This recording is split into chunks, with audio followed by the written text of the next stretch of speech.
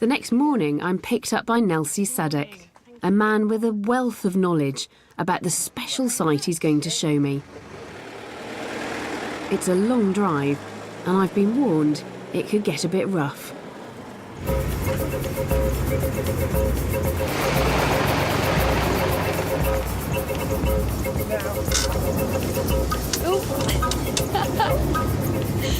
As well as being incredibly bumpy, you've got to watch out for your head. Wow!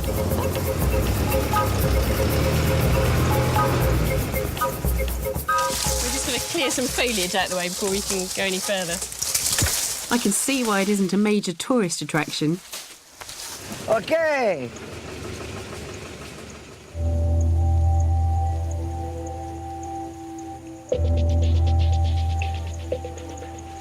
Oh, it's hot now.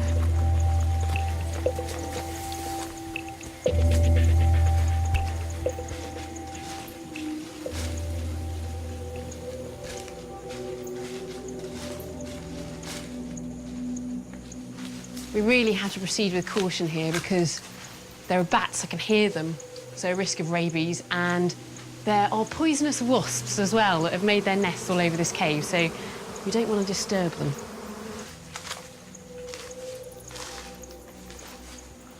Oh, look, bats. Many bats.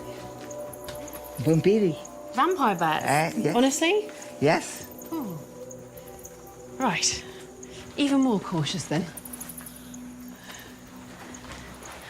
When these caves were excavated, it became clear that they had been home to ancient people. Archaeologists found animal bones, shells, and some exquisite stone tools.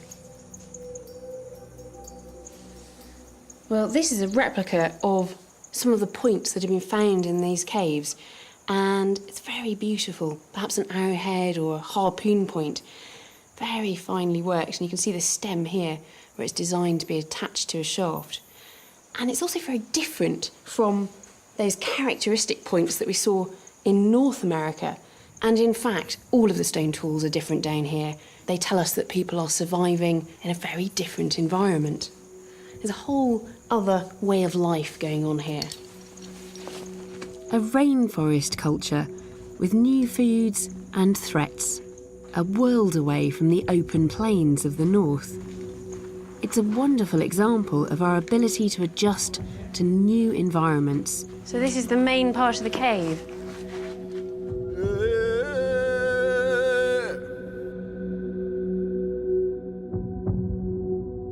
Locals call this the Cave of the Painted Rock.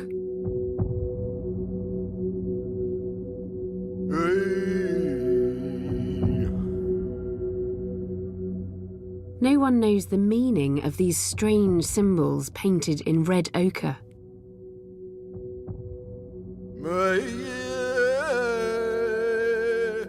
But during the excavations, the cave started to yield other treasures.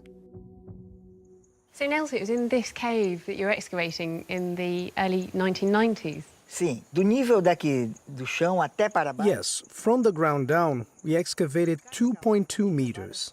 And in each layer, many things were found. Many bones from birds, from fishes, not to mention plant remains. And those plant remains helped give archaeologists their most important piece of information, a date. The evidence in the deepest layers dates to around 13,000 years ago. These are the oldest dates we have for humans living here. 13,000 years, that's an incredibly early date for South America. Sim. Yes, these dates are very ancient. And you must have been incredibly excited when you found out that date. Yes, yes, yes.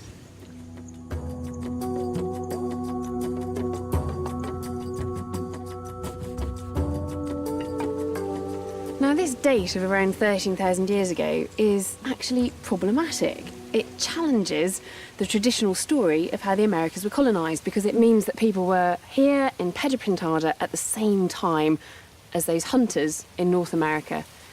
The date is so early that I find it really difficult to believe that their ancestors came through that ice-free corridor. Because if they did, that means they would have had just a few hundred years to work their way all the way down through North America, Central America, and down here to the Amazon basin, adapting to all the diverse environments as they went. I don't believe it.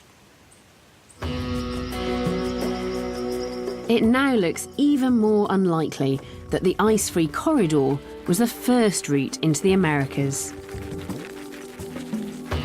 The dates from the Cave of the Painted Rock just don't fit. But there's another, even more incredible discovery from South America that should settle this argument for good.